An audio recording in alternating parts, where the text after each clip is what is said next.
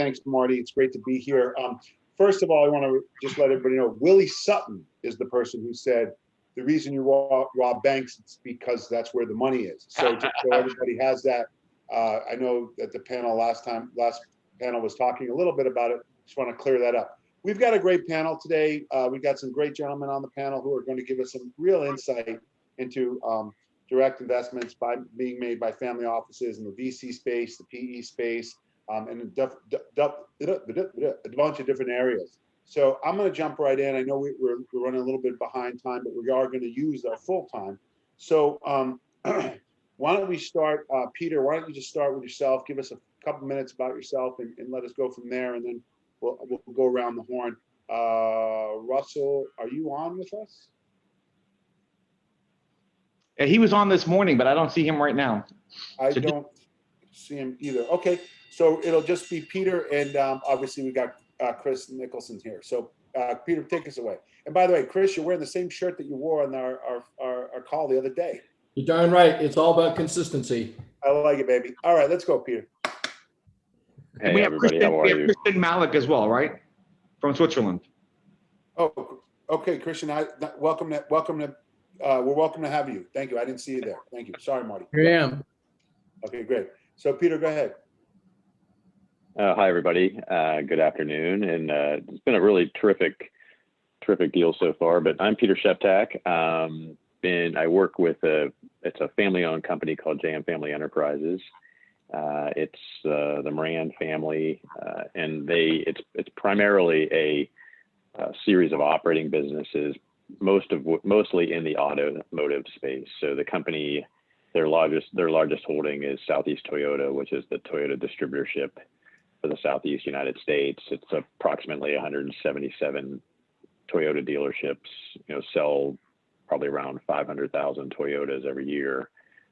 So they're a major player in the auto space, all of which I have nothing to do with. So my role, lawyer actually by training, a lot of private equity and venture capital in my past lives, but I've been doing the deal work for JM for about 18 years, a lot of which includes the development of a direct investing program over the last 5 to 7 years. And so that's what brings me onto this panel. So look forward to chatting. Thanks. Christian, you want to say some words about yourself? Chris, I'm holding you back. Yeah. Hi. Is that me? Yeah, it's you. All right. So hi everyone. Hi, Margie. Thanks for the invitation. I think it's the first time we participate in this panel. So I represent the single family office here based in Switzerland. I think the reason why we were invited to the panel is because we run something called Entrepreneurship Through Acquisition program here in Europe. Basically, it's a program where we invite very top tier talented professionals to search for a company to buy. So we give them the tools. There's M&A support, training, and so on. And basically, they are supported usually by 10 to 12 family offices here in Europe. And they search for a company to buy, and then they run the company as CEOs. I think it's a concept close to what you know as search funds in the US, very similar. And that's how the family, at least our family, is investing in direct private equity here. Great. Chris? Yeah, so my name's Chris Nicholson. I am in Northeast Florida, moved here from the Pacific Northwest last summer. My partner and I have a captive evergreen fund that we invest on behalf of a group of families in Europe. It's an exclusively direct investing model. They have two big investing operations, one in Europe and one in Asia, where they do more traditional, family office investing. We're really focused on direct investing in emerging companies. Great. Marty, Marty, Russell just sent me a text saying he needs the dial-in. Can you just get that to him real quick? I'm sending it right now. Thank you. Yep. Okay, so guys, we might have a couple more people joining the panel, hopefully in a moment or two, but let's get right into the subject because I think this is what everyone's been thinking about all day today. Let's start off with, I think, Russell, from your perspective, you can give us good input, and then Christian, from the European side, I think would be very helpful. Tell us, when you guys think about direct investing, tell us what you think, what does that mean to you guys, right? I mean, is it directly into a fund? Is it directly into a co-investment? Tell us about that. I think it'd be real helpful to get your views on that. Peter. Oh, sorry, I thought you said Russell. Apologies.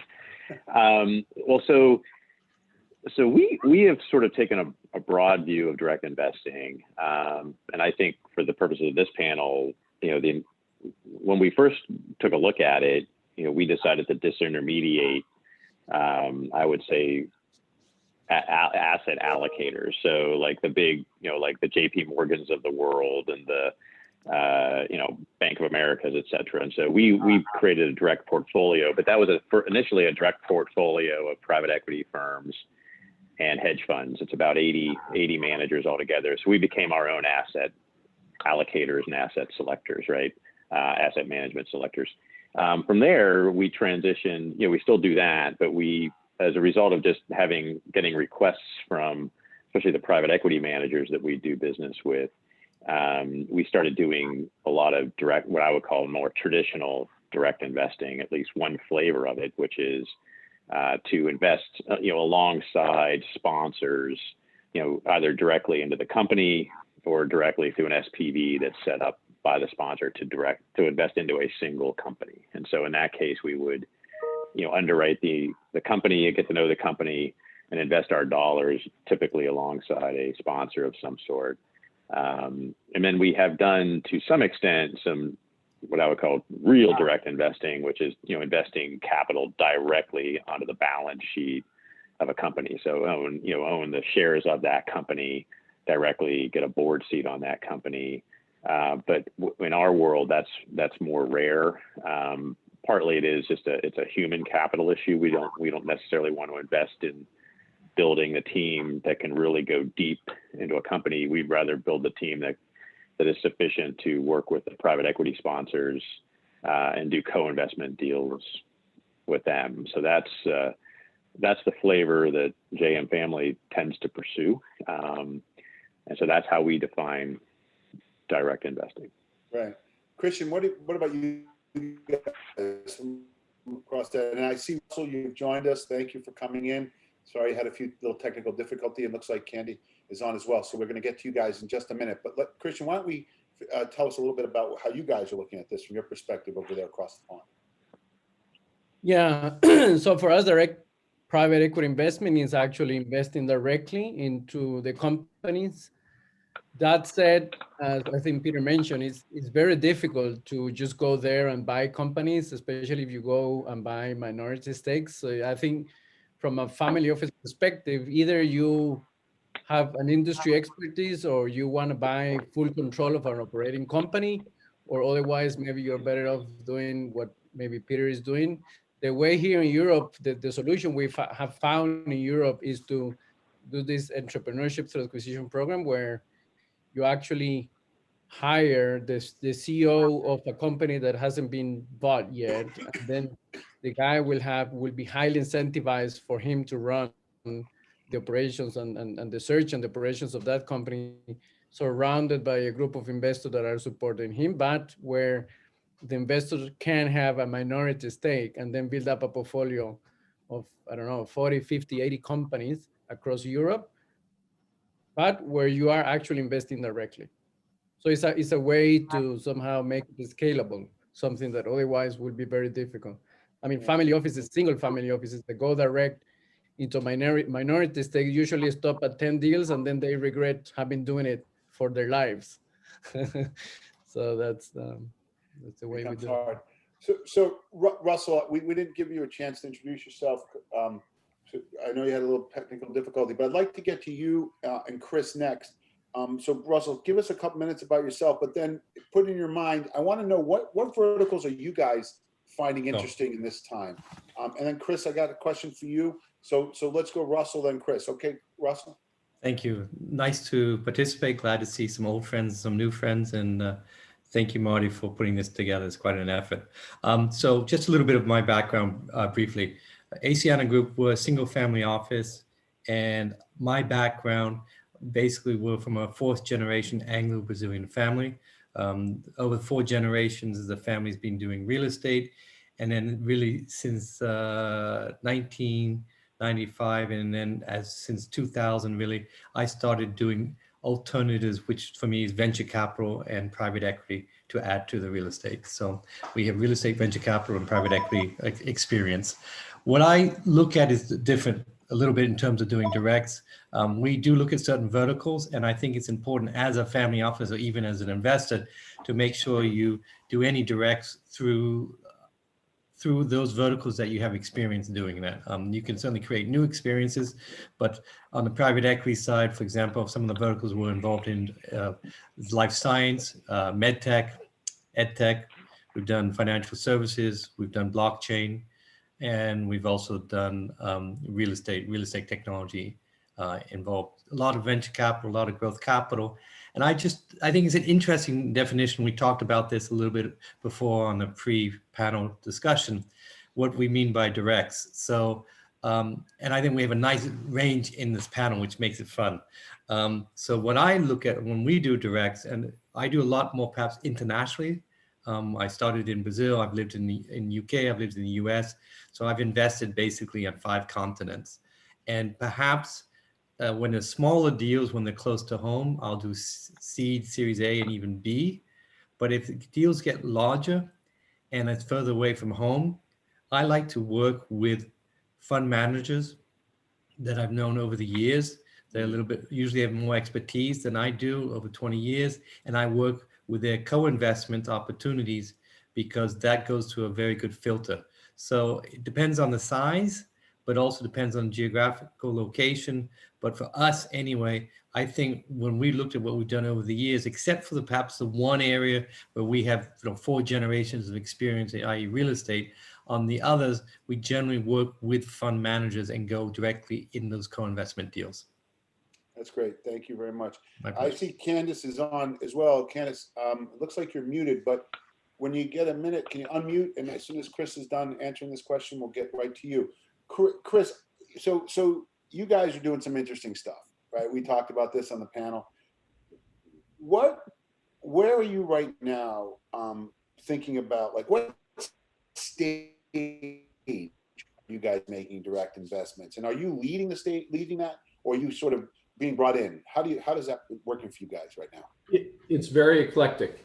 So we get deal flow from, so the 2 parent family offices that we work with, we get referrals on deals that are too small for them to invest in, or where there's a direct investment opportunity. And then my partner and I have been doing this for 25 years. So we have our own deal flow that we look at. We typically invest, we're looking at deals right now in both in Europe and in North America. So we're looking at, they're early, but they're later stage. So we're not seed guys. We're probably not the first institutional type, class investor, but we're coming in either in a very mature Series A or a Series B, typically. And we both led rounds and also participated in other people's rounds. It really depends on the situation. But, they're European in their mentality, so they're a little bit more risk adverse, I think, than a little more cautious than what I'm used to in the US, which has advantages and disadvantages. But they really want to take, they're not interested in taking a lot of technology risk initially. And they want to see some sort of a proof of the fundamental business model. It's really about the market opportunity and the team at the end of the day. So that's very helpful. I have a question on that, but Candice, I want to get to you. Candice, can you tell us a little bit about yourself and what you're doing in the space right now, particularly when it comes to making directs? Sure. So my background quickly is Australian former professional tennis player, came to US to play college tennis, have a background in banking, Lazard, private equity, hedge fund, joined Dell Investments about 14 years ago. L has an asset allocation kind of across fixed income, hedge funds, private equity.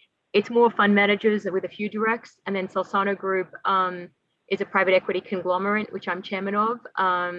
Sandra Salsano and I are both 2014 Young Global Leaders of the World Economic Forum, which is a pretty exclusive group. Queen Rania of Jordan picks the top 100 people under 40 once a year. And it's people like Sergey Brin, Mark Zuckerberg, Larry Page, Marissa Mayer, the CEO of Yahoo. The Prime Minister of New Zealand was also in our class, which was only a member of parliament at the time. So Sandro is the number 6 ranked billionaire on the Forbes list in Central America. And most of his investments are direct. He has only a few managers. So the private equity conglomerate consists of real estate, technology, and general private equity. So we really kind of span the whole network, and it's pretty global. So we're looking at investments globally all over the world. He's created the largest free trade zone, one of the largest free trade zones now in Central America, which he essentially from scratch with his in-laws. He's married into a billionaire family in Panama and is also a self-made billionaire. So his in-laws had done a lot in that space in Panama, and is after turning down a co-investment opportunity with his father-in-law, he kind of started his own project, and now has one of the largest free trade zones and logistical zoning warehouses in the Central America region. So essentially like that. So he's made a number of pre-IPO investments and other direct private equity investments. Great. Interesting. So Chris, tell us a little bit about the size you guys are doing. I'm actually interested in all of you. You could talk about size that you're doing, because it sounds like you, Chris, you guys are a little bit, second round, third round, sort of business proof of concept. I know, Peter, you guys, you're selling 500,000 Toyotas. You got to put some. You can't put $1 million to work, right? It would be great if you guys can just clarify if you're doing lower middle market private equity. Yeah. Private equity or venture capital. Marty, can you let me do this? So why don't we answer Marty's questions as well? But I think size would be important to know, because I think that it'll give us a good view of where we all are at, or where you all are at. Is that correct? Question, who's it directed to? You first. Okay. Pink shirt. So we prefer to invest about, say we want to be deploying between $5 to $25 million per opportunity in tranches. No, not all of that in the first round, but that's what we sort of allocate to a company. We've looked at things as small as $1 million, but there's an opportunity cost there because we have a small team.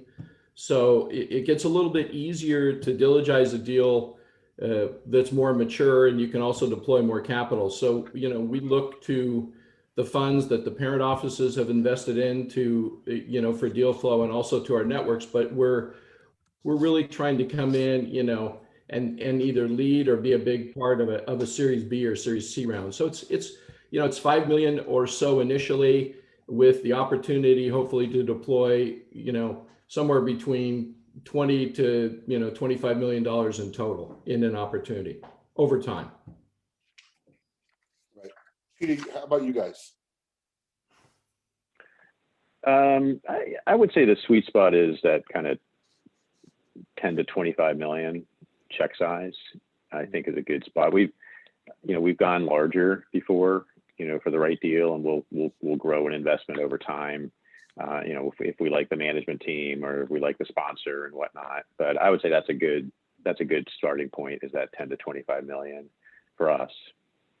How about you, Christian? What markets are you looking at in particular? Are there any specific areas? Yeah, so we look at SME, so the SME space, or companies usually facing succession issues, or family-owned businesses, but relatively small, right? So every deal is normally on average a 20 million transaction, but remember that it is shared between 12 to 15 investors every time. So it means that, for example, in our case, we're deploying into the program around 100 million.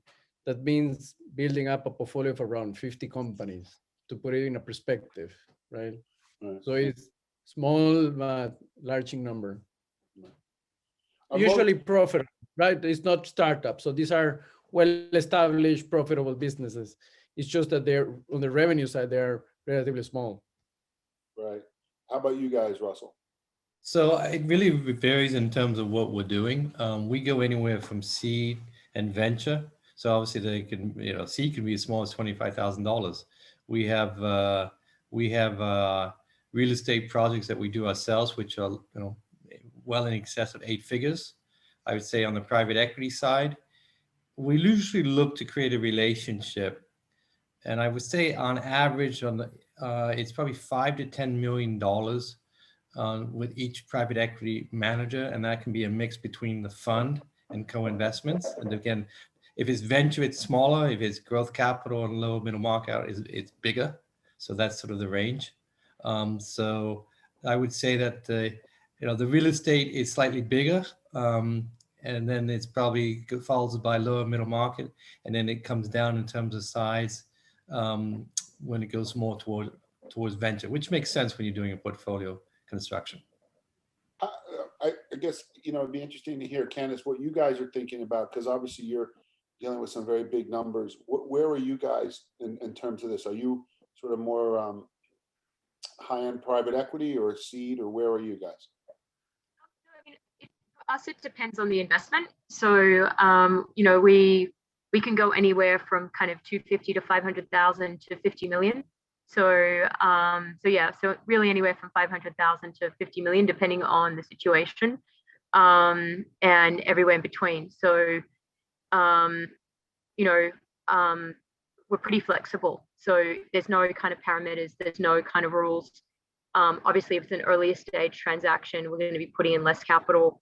So it really depends on the situation. Got it. And are you guys looking to do things leading the directs, or do you guys prefer? And I'd love to get all of your views on this. Do it directly, or working with another manager who's handling it? Work on alongside a VC fund or a PE fund that you have some experience with. How are you doing it that way? I don't know who wants to jump in. I mean, we've co-invested with other families quite frequently. So if it's an area where we don't have expertise, at L Investments, we've co-invested with other families where they have the expertise and we feel quite comfortable and we can leverage off their due diligence file. Similarly with private equity funds, when we're their LP, they give us co-investment opportunities. And obviously then we just leverage their due diligence file. So it's pretty seamless. And then we've also kind of led investment rounds and had other co-investments. Salsano Group has also kind of led things, and they're larger transactions and they bring in other co-investors. So basically like that. How about you guys, Chris? Yeah, we're sort of open-minded about this. We can lead. In a perfect world, we would co-lead or follow an investor that we think has real sector expertise. There's some sectors where the families that we represent have deep expertise, and we leverage that.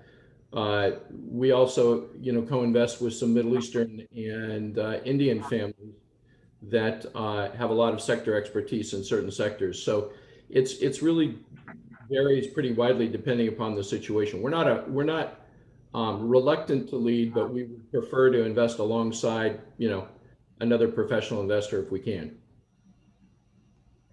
Peter or Russell, you want to comment on that? Yeah, I guess again, it probably depends a little bit on the sector. When it's real estate, we generally lead, but I have done actually even investment in funds. Some of the verticals where I think you need to have quite a lot of expertise. For example, life science, med tech, some of the blockchain technology. I'm not a leader. I'm a co-investor because they have the domain expertise, and I think. The joke is for a family office, how do you create a small fortune, start with a large fortune and invest in things you don't know what you're doing? So I think I have a bit of a gray hair and humble enough to realize what I can do and what I cannot do. So we always invest in teams, and that is a huge proponent of our due diligence. And it's not just the numbers, it's also the soft issues. So I think on that basis, we have a good balance. When it's more venture, I would say we generally don't lead. When it's more stable businesses, when things more to our core business, then we can lead if we need to. Okay. Right. Yeah, and I would say the same is true for us. I mean, I would probably 90% not leading, and that is, we want to invest outside of auto, which is our core knowledge base. And so in order to do that, we really need to find folks that are experts in their field that we feel very comfortable with. And And, as a result of the portfolio of private equity and venture capital firms that we've constructed over the years, we've got, many of the sectors that we would be interested in investing into covered by folks that we really trust, which just makes life much, much easier. Where we do tend to invest directly, I think, as Russell mentioned, is if there's a business opportunity within one of our core capabilities where, we have resources at our fingertips and we understand the industry, then that's much easier, to go in and really understand the business and diligence that business in particular. Otherwise, it's just much more, I would say, cost effective to rely on the experts and just make sure we feel comfortable with them. And frankly, just, negotiate. The good thing about, for us, direct investing is we're oftentimes able to get no fee or no carry, or a much reduced fee and a much reduced carry. So it lowers the drag essentially on the investment for us. So that's a benefit as well. And Peter, I may just add to one of the comments you made, which is very important. One of the things, in addition, I think that lowering the fees and co-investment is nice, but one of the things that I do with, I'm ever investing in a fund, I definitely spend quite a lot of time to make sure that there's co-investments opportunities are available, and to make sure that I will have the ability to invest in it and I won't get crammed out or crammed down, and I really look to have a relationship with a fund manager over at least 3 funds. I think people get better at it. And to ensure that I have that continual access of that channel of direct investing, so that I can also take advantage of them, and hopefully we getting better at it as well. So that's part of the negotiation. Yeah, we actually follow the exact same. I'm sorry, Daniel, but that's exactly what we do. We like to establish a nice relationship with the sponsor, get to know their capabilities. And, the other thing is, for us, is we want the sponsors to know, well, going back to your point, I want co-investment. We usually address that in our side letter. So we negotiate comprehensive side letters pretty much with every manager that we invest in, which oftentimes, contains the ability to co-invest or a right to co-invest. But I think the other thing we try to do is, when we get the phone call or the email from the manager, we like to move very, very quickly. So if it's a no, they need to know quickly if it's a no. And so we always promise that we'll do the best we can to be incredibly responsive, sign the NDA as quickly as possible, get back to them as quickly as possible, and then run it through the, investment committee process as quickly as possible. If we do decide to jump on board with a particular co-investment, I just think, we try to look at ourselves as being a value add to the fund manager, a ready source of capital if they bring us good deals, and then that begets more deal flow, basically. So, how often are you guys sponsoring deals? I mean, are any of you being the sponsors, or are you always trying to stay co-investing and working alongside a fund? Anyone want to talk about that? Well, I mean, I guess if you, in our core business, we're leading, and I guess that's the real estate business where we are always leading on that basis. On the private equity side, we have co-led and been active in that process, but I would say that we think on our portfolio construction, we've gotten quite a lot of good alpha by investing a little bit more on the venture capital and the growth capital. So we realize that we're probably an important, first or second or third round check, but then we also realize that that's going to change over time, and we're comfortable with that. So I think having a little bit of a realization where you stand in the ultimate capital stack also helps in this process. Chris, what are your thoughts on that? We typically, we can be, as I said before, we can be the lead, but we really don't sponsor deals. We're brought in, typically to fill a deal out, or to, in partnership with another investor that we've invested with before.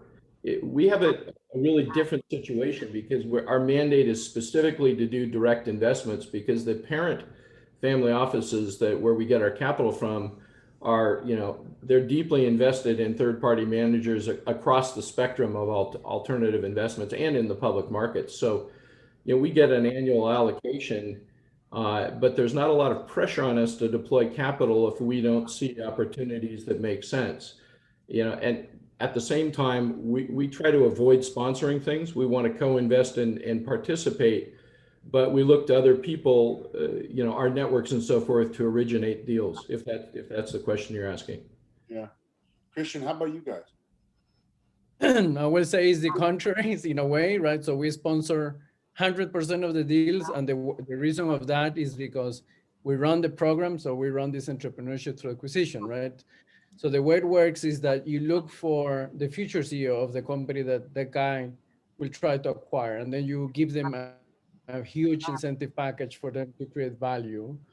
And then you do that in a country and together with a family office that has expertise in that industry vertical. So, so therefore, I think I will say within the program, since we are responsible of looking for the talent, so the CEOs that will run these companies, I will say that we kind of sponsor 100% of the deals that go, within the program. When all of you are, doing a lot of different things, do you have specific amounts of dollars that you allocate to direct investments as a percentage of your total capital that you're putting to work? I'd love to get all your perspectives on that. Maybe I was okay. So in our case, yeah, we're deploying around 30% of the capital. In our case, I think we're much more opportunistic.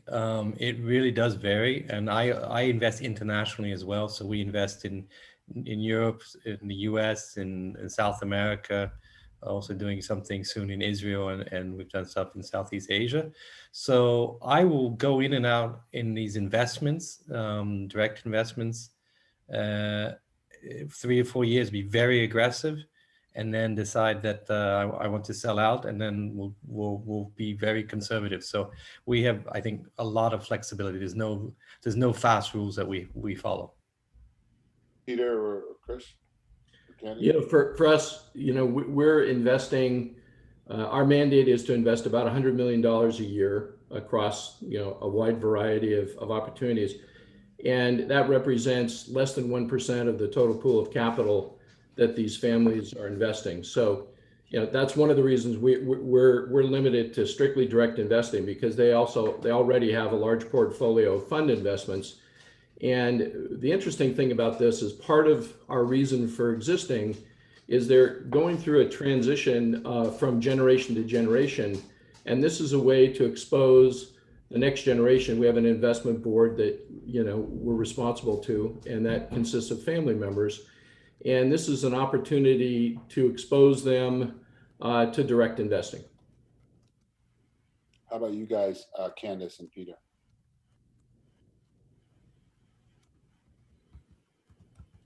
In answer to the question earlier, so in terms of us sponsoring deals, we typically we don't sponsor in the typical way, whereby we never take a promote, we never take a fee, we never take a carried interest. But if we're investing in something, we invite families to co-invest alongside us. But it's just a straight co-invest alongside us. So there will be no fees, there'll be no carry. It'll just be like, we're investing. If you want to invest alongside us, it's it's on the same terms as we are. So that's kind of how, when we co-invest with other families, if we're leading it, we don't get anything particularly for leading the round. We just would lead the round, and then other people would invest on the same terms we are. So that's how we've done a number of our co-investments, when we have kind of led the investment, but maybe don't want to take the whole thing down on our own, and then we collaborate with other families, really on an equal basis. Unlike the private equity funds, whereby they're taking a management fee or a carry. Maybe it's a reduced management fee or carry, but you're still paying for access to the deal, right? So when we've led co-investments, we're not taking any fees for doing it. We're just aligning with other families and co-investing alongside. Marty, do you have something you want to say? Yeah, I have a question. So, and it's actually your question. I'm just rephrasing it. So it's obvious that Christian has kind of set up a funnel for his deal flow. And I think the quote was he's looking at 1,500, 2,000 deals a year. He's investing in 8 to 10. How systematic are all the rest of you with your deal flow in terms of, the sourcing of it, where it comes from, et cetera? And what percent of deals are you investing in from people in your network versus people outside of your network? I can jump in. It's Peter. Yeah. So our deal flow right now comes primarily through our private equity sponsor group. It's probably 95% of it. Occasionally, we have proprietary transactions that show up on our doorstep for one reason or the other, and that's actually starting to happen a little bit more as people get to know that we're out there and what we're up to. But it's not really been a focus of us, because like I said, our program is very systematically designed to work with sponsors, and just as a way to deploy capital as quickly as possible, avoid the I guess you call it the J curve effect, that kind of thing. So that's our way of doing it. Perhaps I'm a little bit more on the network. I've been doing private equity venture capital for 20 years or so, a little longer than that. And so over the years, I've certainly met a lot of fund managers and family offices. So we have a very extensive, I think, network that we really rely on. I would say, with very rare exceptions, am I investing in anything outside of my network. And I think maybe we're better on the other extreme. We very, very rarely use investment bankers or broker dealers. It really is. And I think that's important to have those personal relationships, because I almost feel that we do analysis like most people, but I almost feel that it's almost too much. And it's hard to separate this. To be honest, I don't invest in many good deals.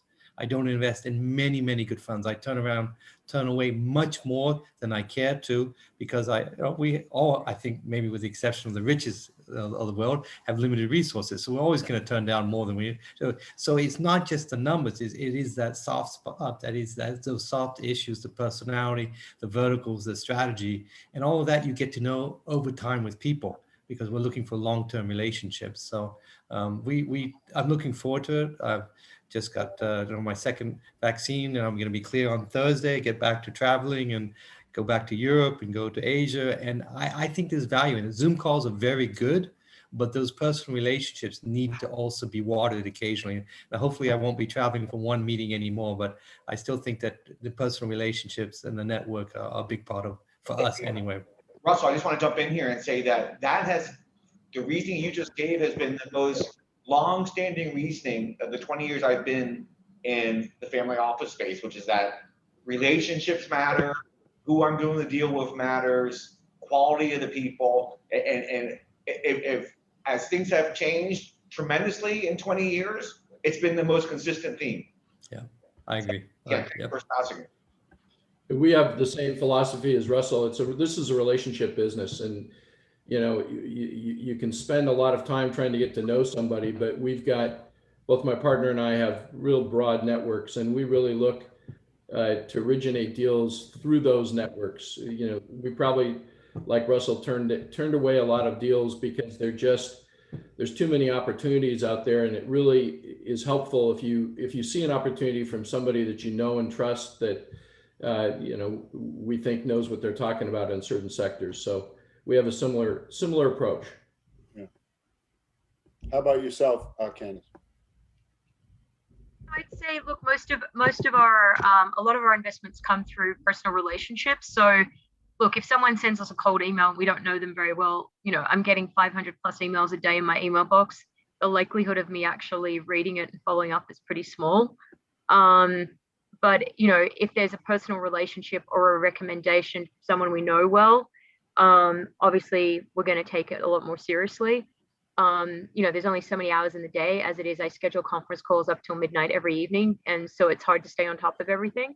So if you don't know the person that's emailing you, or if someone's emailing off a database and got your name somewhere, unless the email is really exceptional and there's something in there that I'm like, wow, the likelihood of me following up is probably like 5% or less.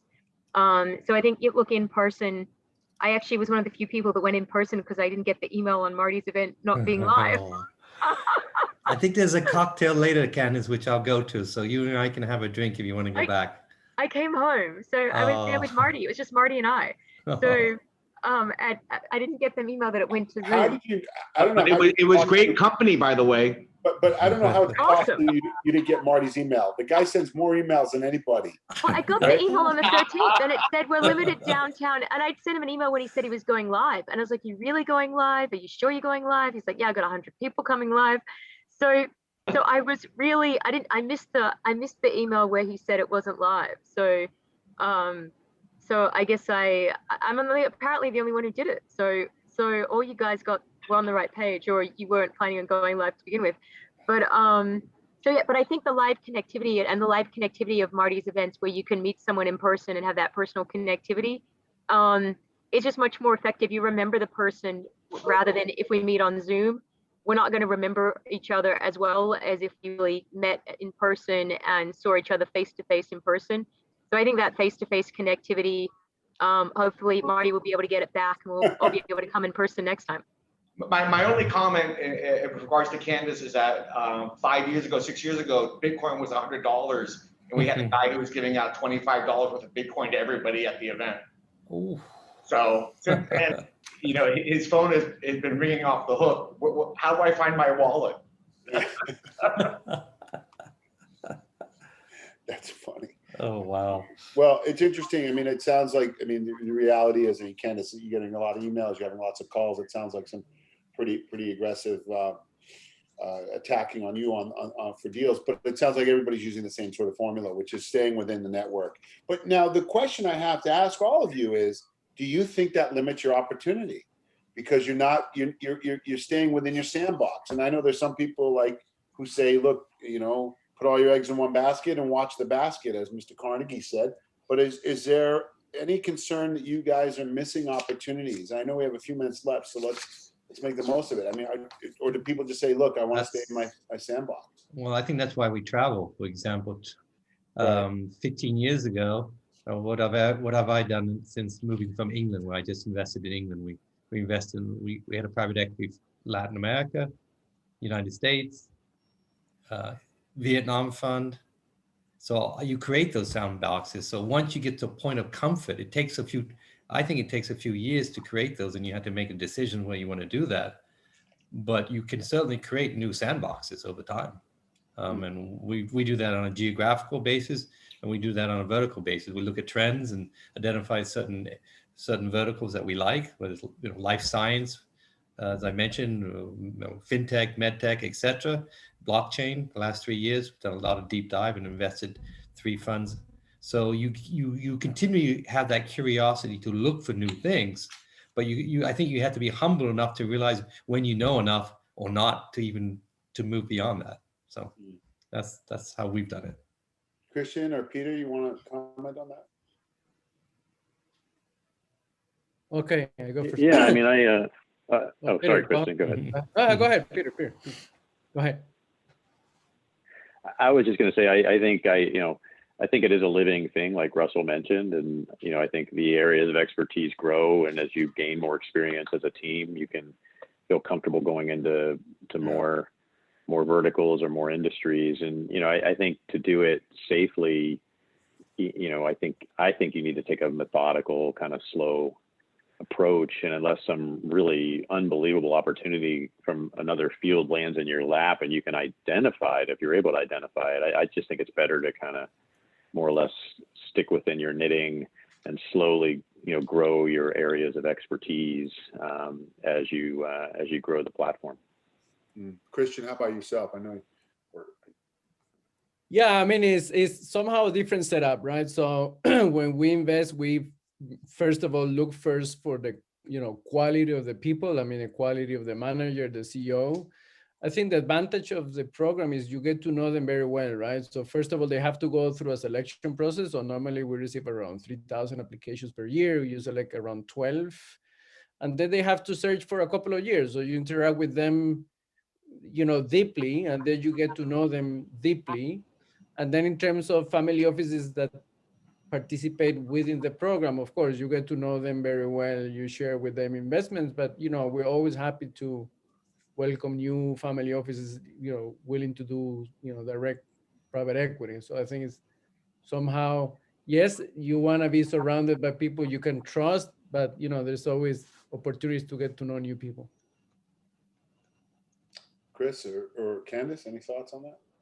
Yeah, I mean, I can speak for us. I mean, of course we're missing opportunities. I'm sure there are lots of investments that we're missing. And, our approach is very disciplined. It's very structured, which is, sort of a side effect of working with European families. They like to be very systematic in how they do things.